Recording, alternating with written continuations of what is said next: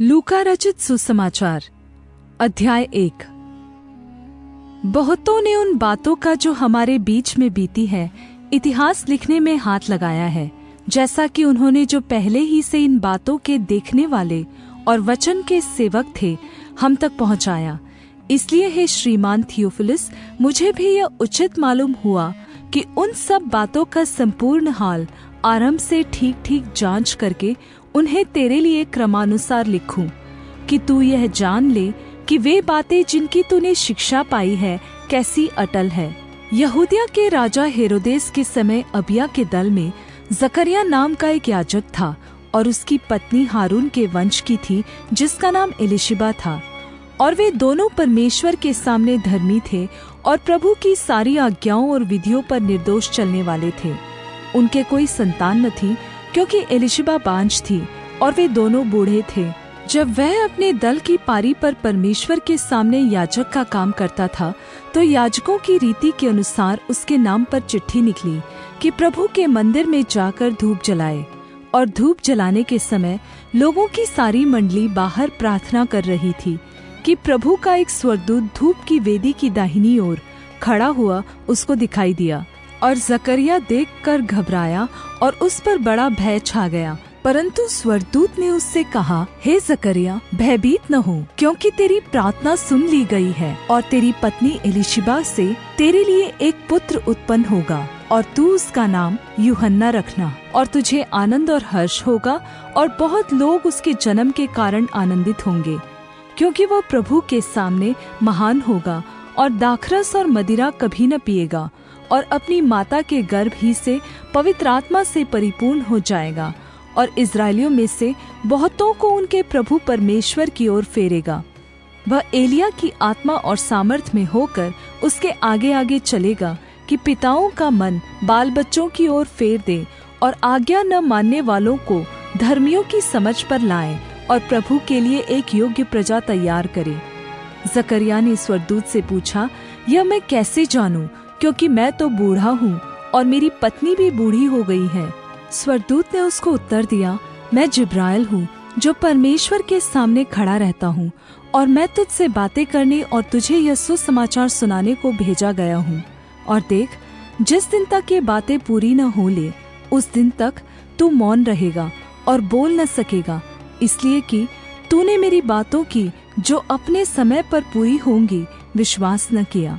लोग जकरिया की प्रतीक्षा करते रहे और अचंभा करने लगे कि उसे मंदिर में इतनी देर क्यों लगी। जब वह बाहर आया तो उनसे बोल न सका, अतः वे जान गए कि उसने मंदिर में कोई दर्शन पाया है, और वह उनसे संकेत करता रहा और गूंगा रह गया।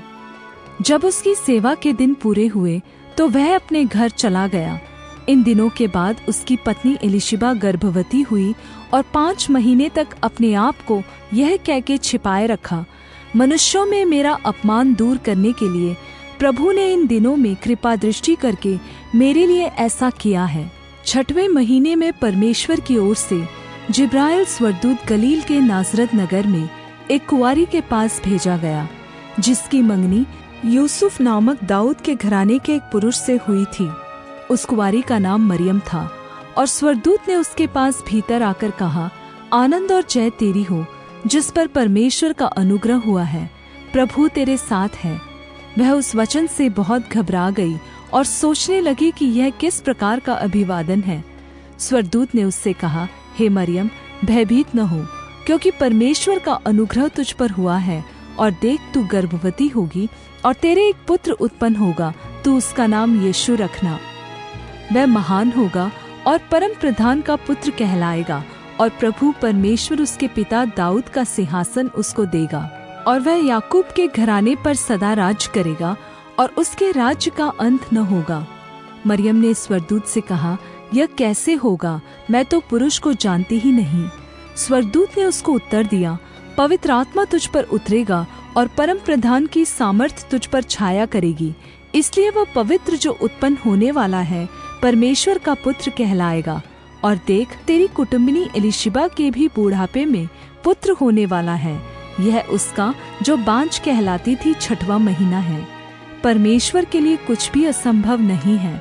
मरियम ने कहा, देख, मैं प्रभु की दासी हूँ, तेरे वचन के अनुसार मेरे साथ ऐसा हो। तब स्वर्गदूत उसके पास से चला गया। उन दिनों में मरियम उठकर शीघ्र ही पहाड़ी देश में यहूदा के एक नगर को गई और जकरिया के घर में जाकर एलीशिबा को नमस्कार किया। जैसे ही एलीशिबा ने मरियम का नमस्कार सुना, वैसे ही बच्चा उसके पेट में उछला और एलीशिबा पवित्र आत्मा से परिपूर्ण हो गई। और उसने बड़े शब्द से पुकार कर कहा, तू स्त्रियों में धन्य है और तेरे पेट का फल धन्य है। और यह अनुग्रह मुझे कहाँ से हुआ कि मेरे प्रभु की माता मेरे पास आई। और देख, जैसे ही तेरे नमस्कार का शब्द मेरे कानों में पड़ा, वैसे ही बच्चा मेरे पेट में आनंद से उछल पड़ा। और धन्य है वह जिसने विश्वास किया कि जो बातें प्रभु की ओर से उससे कही गई वे पूरी होंगी। तब मरियम ने कहा, मेरा प्राण प्रभु की बढ़ाई करता है और मेरी आत्मा मेरे उद्धार करने वाले परमेश्वर से आनंदित हुई, क्योंकि उसने अपनी दासी की दीनता पर दृष्टि की है। इसलिए देखो, अब से सब युग युग के लोग मुझे धन्य कहेंगे, क्योंकि उस शक्तिमान ने मेरे लिए बड़े बड़े काम किए हैं और उसका नाम पवित्र है और उसकी दया उन पर जो उससे डरते हैं पीढ़ी से पीढ़ी तक बनी रहती है। उसने अपना भुजबल दिखाया और जो अपने मन में घमंड करते थे उन्हें तितर बितर किया। उसने शासकों को सिंहासनों से गिरा दिया और दीनों को ऊंचा किया। उसने भूखों को अच्छी वस्तुओं से तृप्त किया और धनवानों को खाली हाथ निकाल दिया। उसने अपने सेवक इज़राइल को संभाल लिया कि अपनी उस दया को स्मरण करे जो अब्राहम और उसके वंश पर सदा रहेगी, जैसा उसने हमारे पूर्वजों से कहा था। मरियम लगभग 3 महीने उसके साथ रहकर अपने घर लौट गई। तब एलीशिबा के जनने का समय पूरा हुआ और वह पुत्र जनी।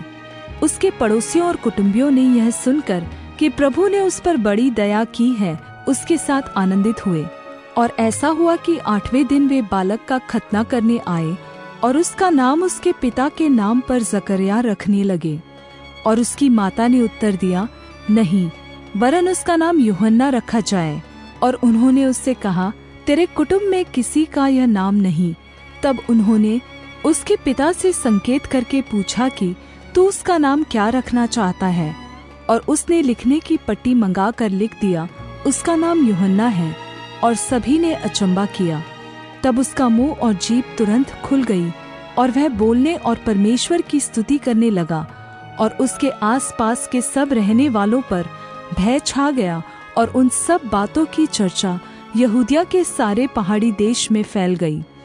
और सब सुनने वालों ने अपने अपने मन में विचार करके कहा, यह बालक कैसा होगा, क्योंकि प्रभु का हाथ उसके साथ था।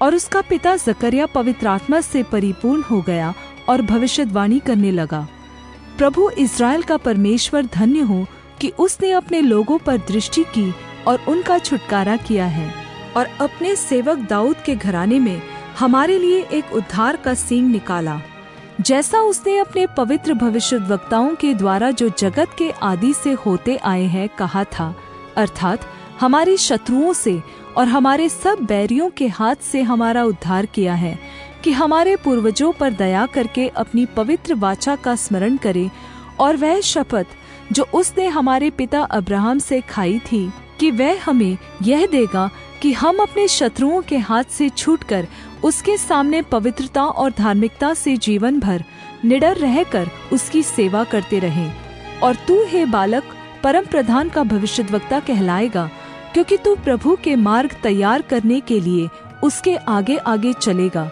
कि उसके लोगों को उद्धार का ज्ञान दे जो उनके पापों की क्षमा से प्राप्त होता है। यह हमारे परमेश्वर की उसी बड़ी करुणा से होगा जिसके कारण ऊपर से हम पर भोर का प्रकाश उदय होगा, कि अंधकार और मृत्यु की छाया में बैठने वालों को ज्योति दे और हमारे पाँवों को कुशल के मार्ग में सीधे चलाए। और वह बालक यूहन्ना बढ़ता और आत्मा में बलवंत होता गया और इज़राइल पर प्रकट होने के दिन तक जंगलों में रहा।